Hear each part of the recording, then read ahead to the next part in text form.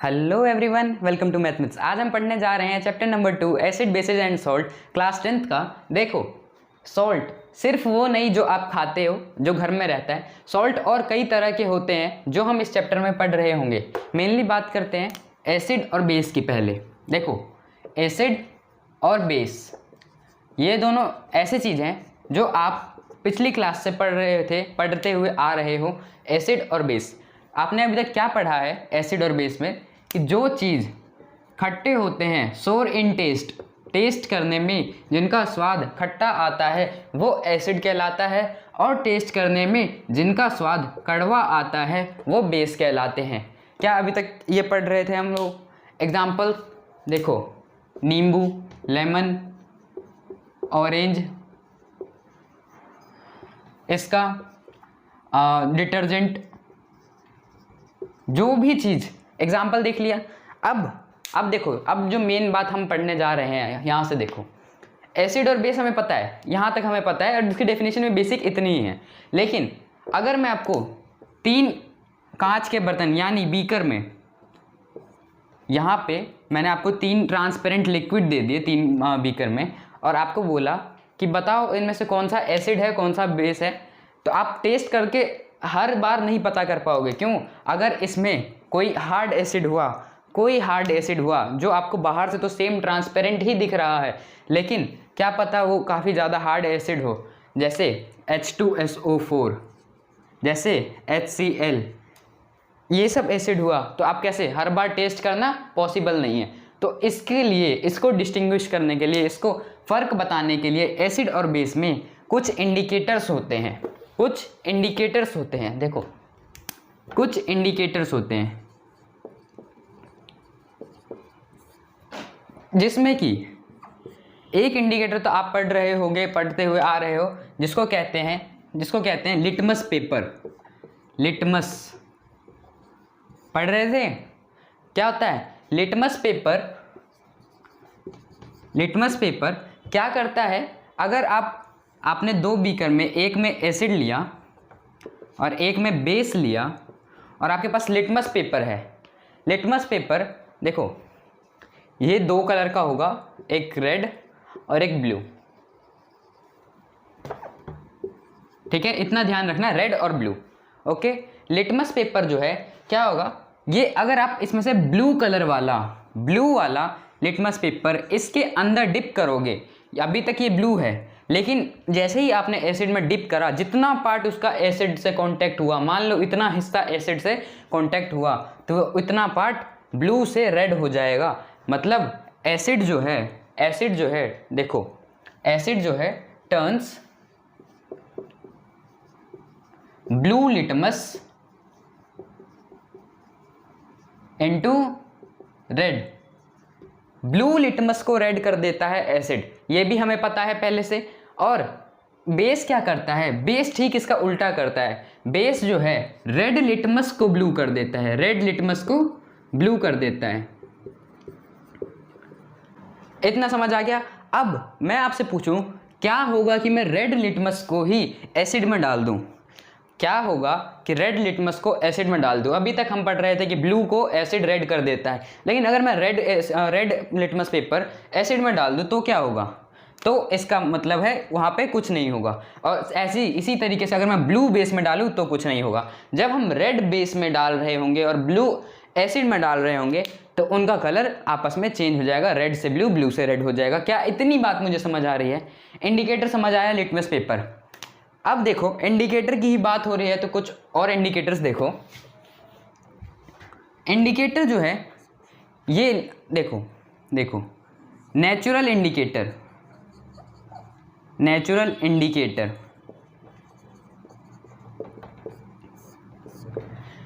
Indicator में 2 तरह के नेचुरल इंडिकेटर होते हैं। ये क्वेश्चन आ सकता है, मैं इसलिए बता रहा हूँ क्योंकि ऐसे क्वेश्चन बोर्ड्स में 1 नंबर के मार्क्स में, 1 नंबर मार्क्स में पूछे जाते हैं। देखो, नेचुरल इंडिकेटर होते हैं, एग्जाम्पल बता रहा हूँ,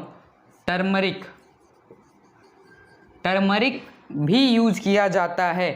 टर्मरिक से को भी हम यूज़ कर सकते हैं अगर एसिड और बेस में फ़र्क करना है। ठीक है। दूसरा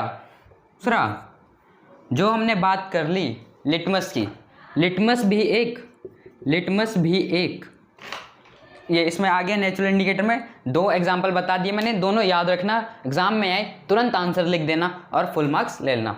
सेम इसी तरीके से नेचुरल इंडिकेटर तो पता चल गया, अब कुछ मैन मेड इंडिकेटर्स यानी सिंथेटिक इंडिकेटर्स, ये भी ध्यान रखना। सिंथेटिक इंडिकेटर्स,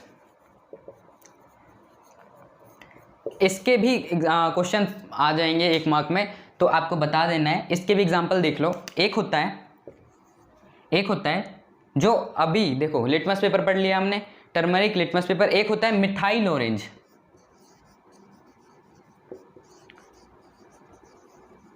ठीक, मिथाइल ऑरेंज। और एक होता है सेकंड, जो कि आपको याद रखना है, इसकी स्पेलिंग ध्यान रखना, फिनोप्थेलिन बोलते हैं,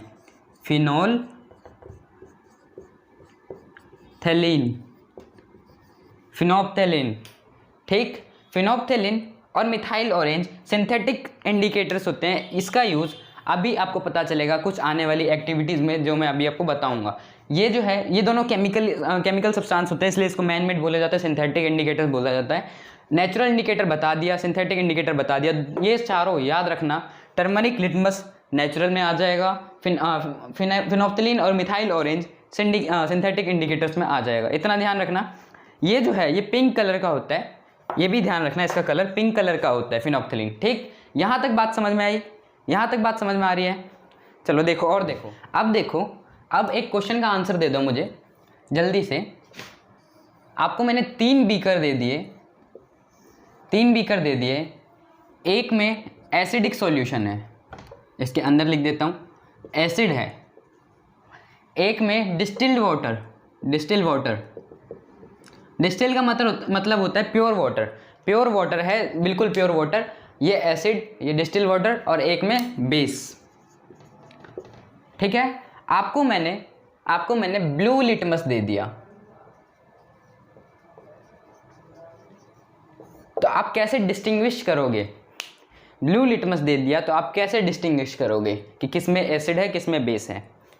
देखो आप ब्लू लिटमस को एक एक करके तीनों में डुबाओगे।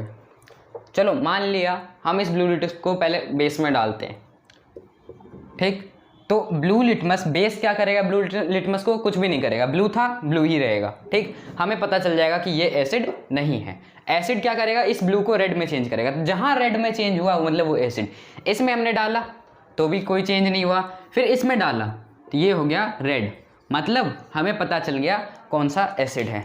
एसिड के पता चलता ही अब हम इसको अलग कर देते हैं, इसको अलग कर दिया, ठीक। बचे 2। अब हमारे पास ब्लू लिटमस है, ब्लू को हमने रेड कर दिया। अब फिर से एक एक करके दोनों में डुबाओ, ठीक। रेड लिटमस इसके अंदर जाते ही वापस ब्लू हो जाएगा और आपको पता चल जाएगा किस में बेस है, और ये ना ब्लू को रेड करेगा ना रेड को ब्लू करेगा, ये जैसा है वैसे ही रहेगा। ये बस वाटर है, डिस्टिल वाटर, प्योर वाटर, कोई एसिडिक कोई बेसिक नहीं। एक क्वेश्चन समझ आ गया। अब देखो एक और इम्पोर्टेंट पॉइंट, एक और बहुत इम्पोर्टेंट पॉइंट जो कि मैक्सिमम बच्चे छोड़ देते हैं। देखो ध्यान दो, ये पॉइंट, एक डेफिनेशन याद कर लो, ऑल फैक्ट्री इंडिकेटर्स। कोई बाहर का टर्म नहीं है ये, आप अपनी एनसीईआरटी पढ़ोगे, आपके एनसीईआरटी में साफ साफ लिखा हुआ है ऑल फैक्ट्री इंडिकेटर्स।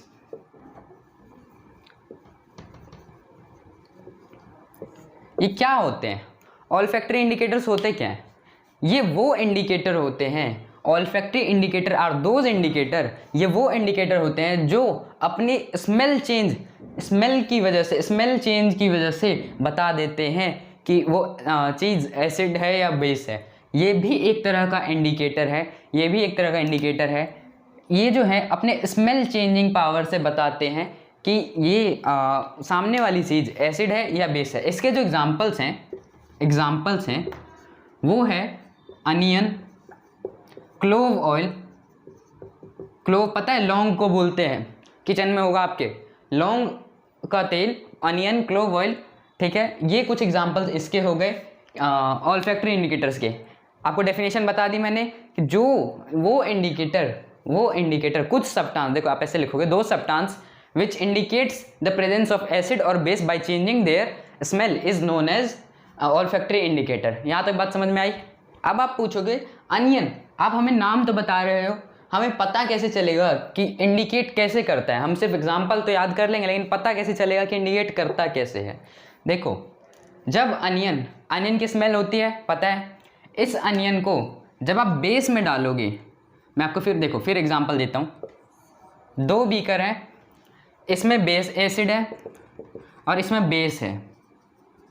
अनियन को एसिड में डाला, कुछ नहीं, अनियन को बेस में डाला तो अनियन की स्मेल गायब हो जाएगी, स्मेल गायब हो जाएगी। इसका मतलब यह बता देगा कि जिस चीज़ में अनियन को डुबाया गया है, प्याज को डुबाया गया है, वो क्या है? बेस है। समझ आ गया?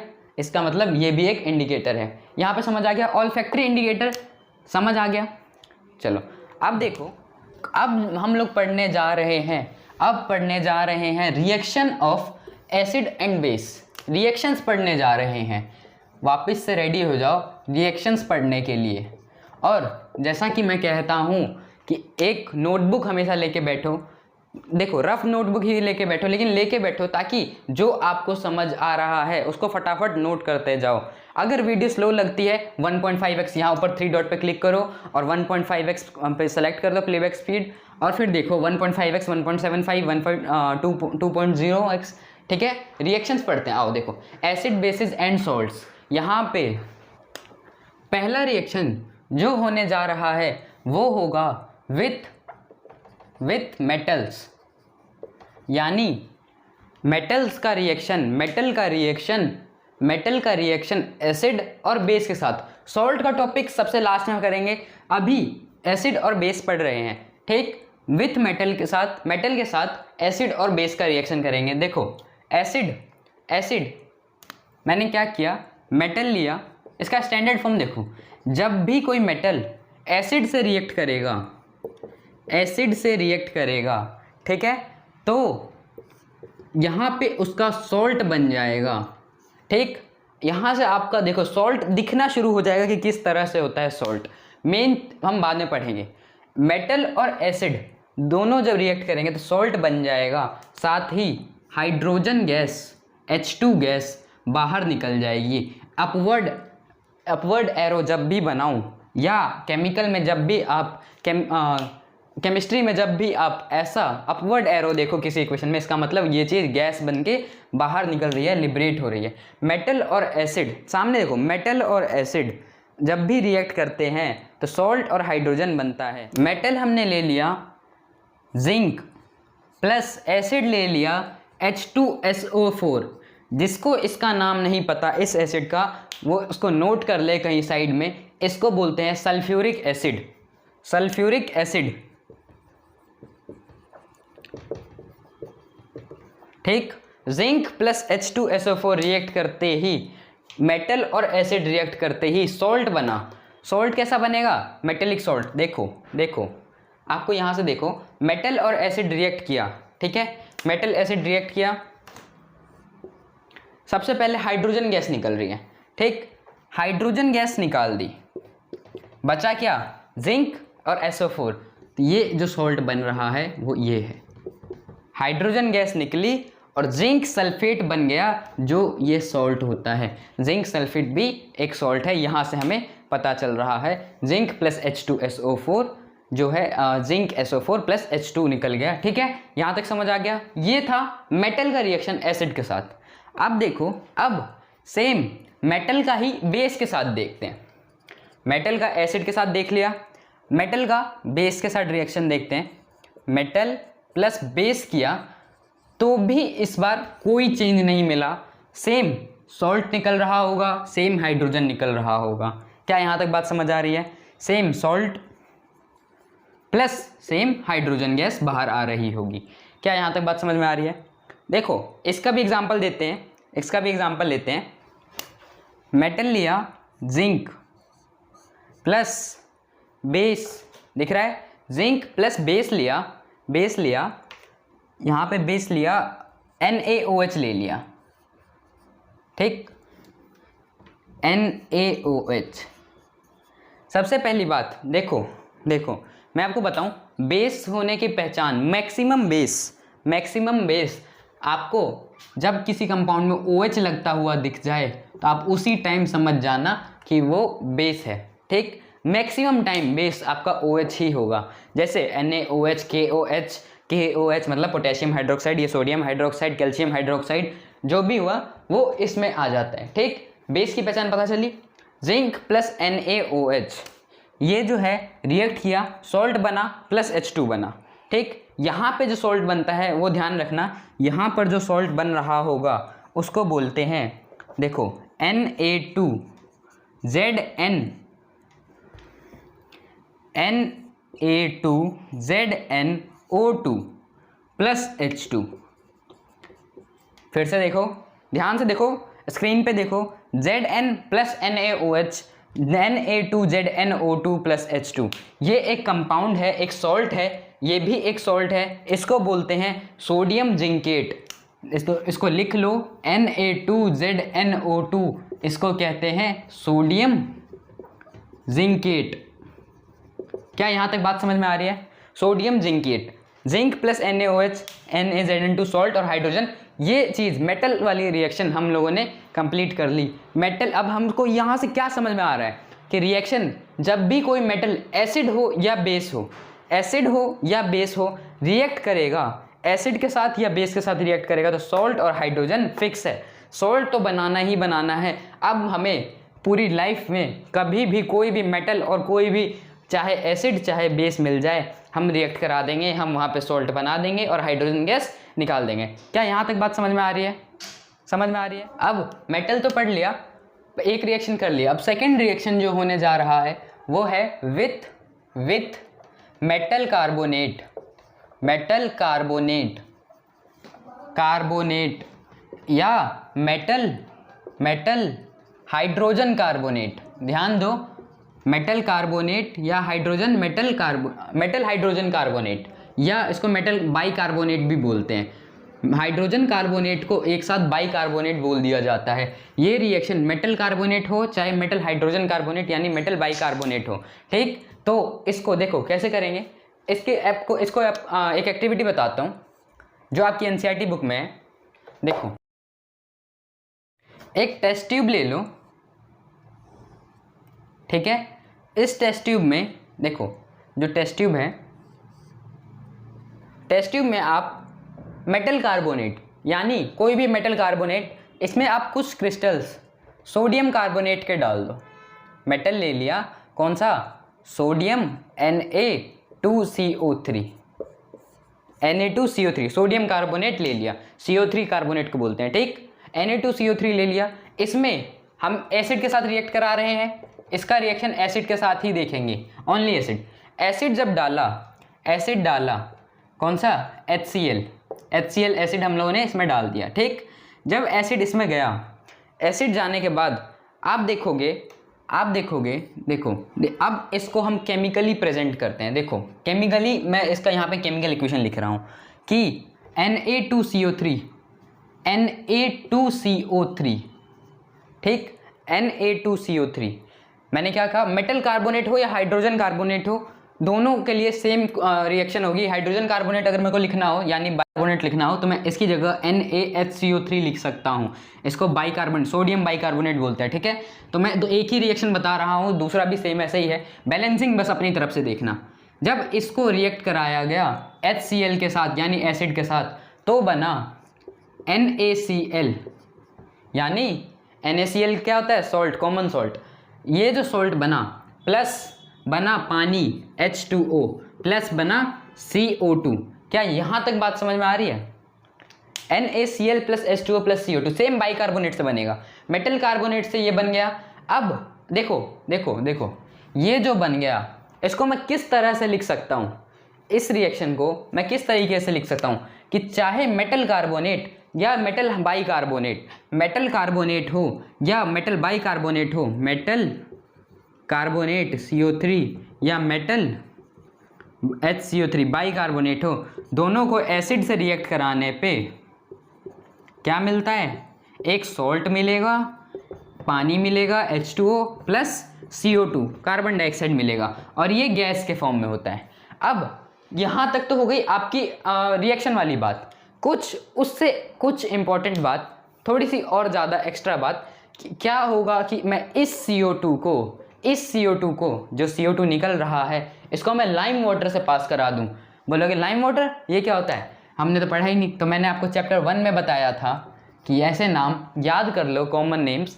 लाइम वाटर बोलते हैं कैल्शियम हाइड्रोक्साइड को, CaOH होल ट्वाइस, ठीक है। इसको जब पास कराया जाए कैल्शियम हाइड्रोक्साइड सॉल्यूशन से, लाइम वाटर से, तो देखो तो सॉल्यूशन जो है लाइम वाटर का मिल्की सॉल्यूशन हो जाता है, इट टर्न्स मिल्की। कैसे, देखो सबसे पहले तो पास कैसे होगा, यहाँ से देखो मैंने HCl डाला, इसको मैं इस तरफ लिख देता हूँ, मैंने इसमें HCl डाला तो कुछ गैस निकल रही होगी ऐसे ऐसे।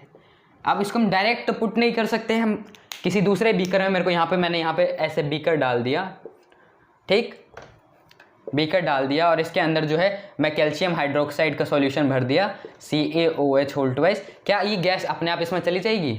नहीं।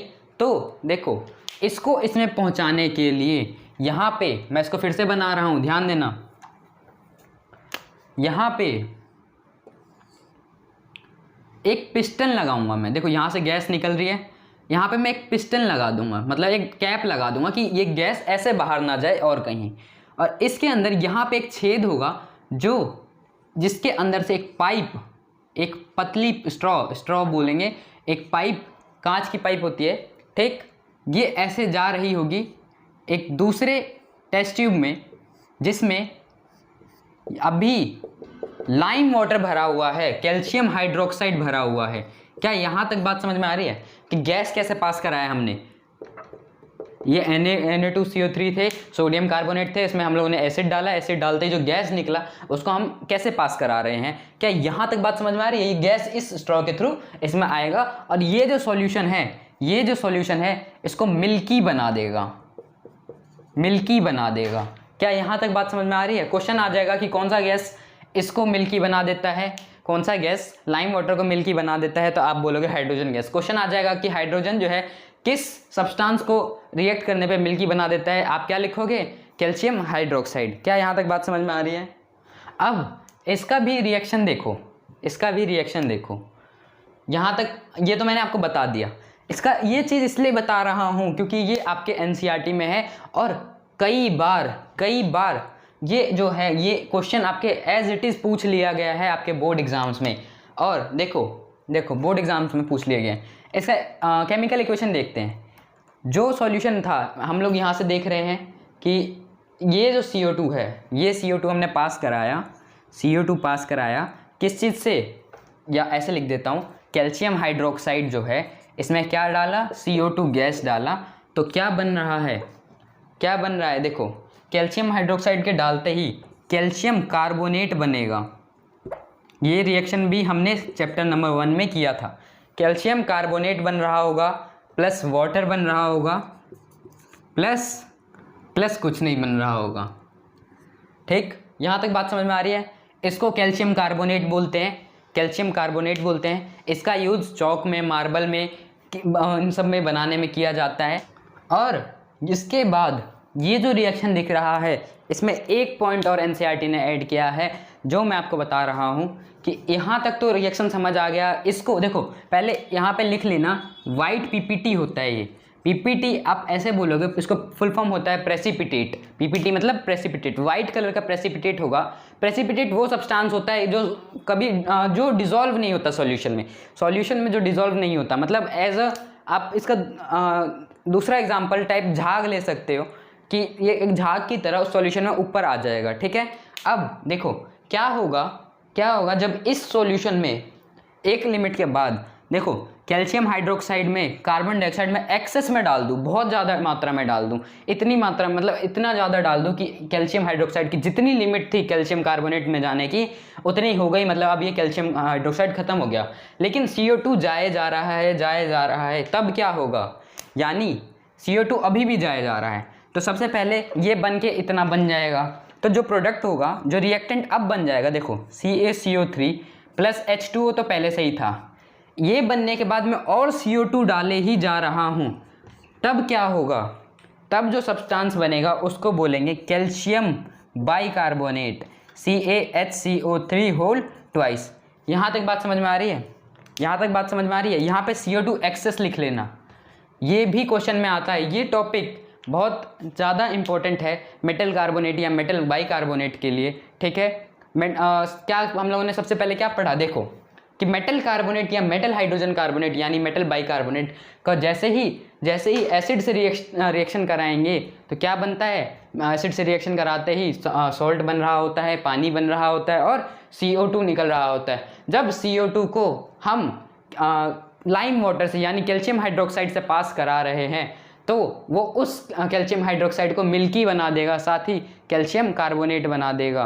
क्या यहाँ तक बात समझ में आ रही है? यहाँ तक बात समझ में आ रही है? अब इस चैप्टर के जो मेन दो नाम एसिड और बेस, इन दोनों को ही रिएक्ट करा दे तो क्या होगा। रिएक्शंस पढ़ रहे हैं, एसिड और बेस दोनों को रिएक्ट करा दे, ध्यान से देखो स्क्रीन पे, एसिड और बेस दोनों को रिएक्ट करा दे तो क्या होगा। तो शायद ये आपको पता हो कि एसिड और बेस हमेशा रिएक्ट करते हुए एक दूसरे को देखना नहीं चाहते हैं। एसिड चाहता है कि मैं बेस को ख़त्म कर दूं और बेस चाहता है कि मैं एसिड को ख़त्म कर दूं, तो ये एक दूसरे को ख़त्म कर देते हैं और मिलके सॉल्ट बना लेते हैं। अब जो कंपाउंड आएगा ना वो एसिडिक रहेगा ना बेसिक रहेगा, अब वो न्यूट्रल यानी सॉल्ट हो जाएगा। हाँ, एसिड अगर स्ट्रॉन्गर है बेस से तो सॉल्ट बनेगा ही, लेकिन उसको बोलेंगे एसिडिक सॉल्ट। जो स्ट्रॉन्गर होगा वैसा सॉल्ट बनेगा, साथ ही पानी H2O वाटर ये भी बनेगा। ये एसिड प्लस बेस की रिएक्शन की मेन स्टैंडर्ड ये आपकी केमिकल इक्वेशन है। क्या यहाँ तक बात समझ में आ रही है? कोई भी एसिड कोई भी बेस जैसे ही रिएक्ट करेगा समझ जाना सॉल्ट बन रहा है और वाटर बन रहा है, ठीक है। एग्जाम्पल देखो, यहाँ पे लिख लिया एसिड ले लिया HCl को क्या बोलते हैं, hydrochloric acid, HCl plus base ले लिया NaOH सोडियम हाइड्रोक्साइड। इसको जब रिएक्ट कराया सॉल्ट बन रहा है। सॉल्ट कैसे बनेगा, ये सोडियम जब ये Cl से रिएक्ट कर लेगा NaCl कॉमन सॉल्ट बोलते हैं, प्लस H2O, इसको आप बैलेंस कर लो, देख लो। क्या यहाँ तक बात समझ में आ रही है?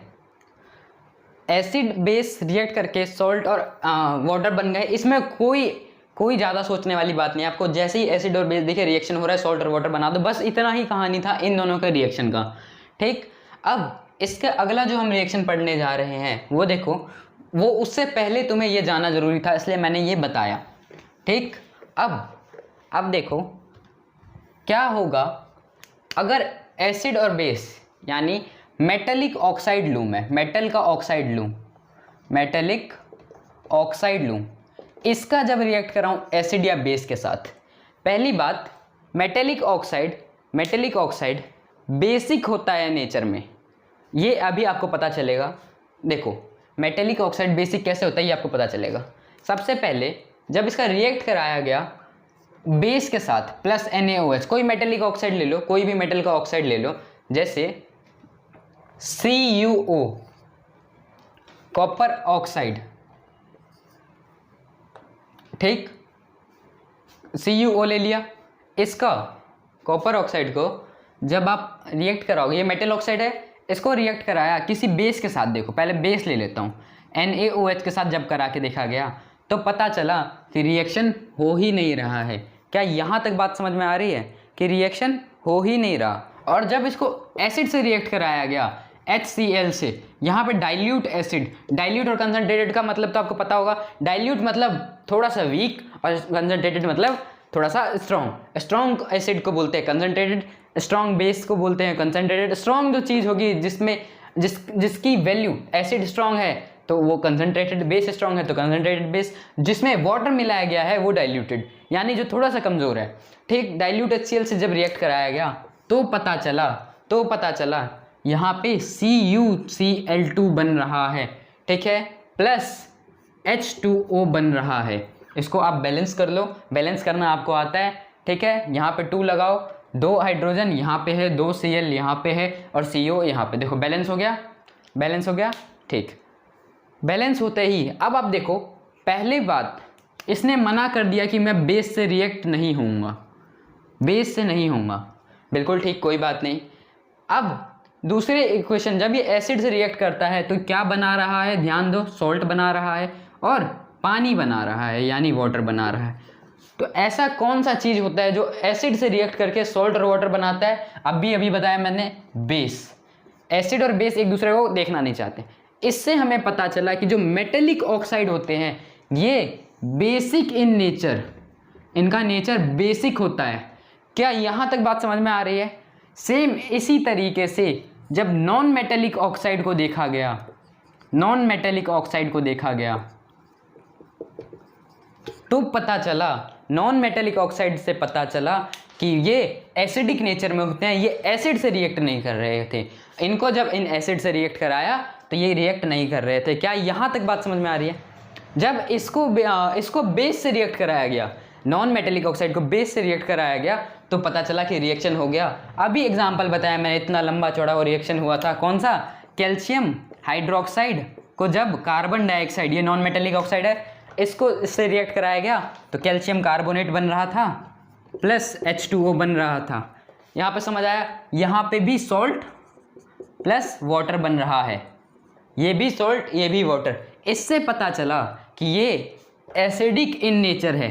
अब समझ में आया कि ये क्यों, कैसे पता चला कि ये बेसिक ये एसिडिक। बोलने को बोल देते हैं मेटेलिक ऑक्साइड बेसिक होता है, नॉन मेटेलिक ऑक्साइड एसिडिक होता है। क्यों होता है? समझ में आ गया?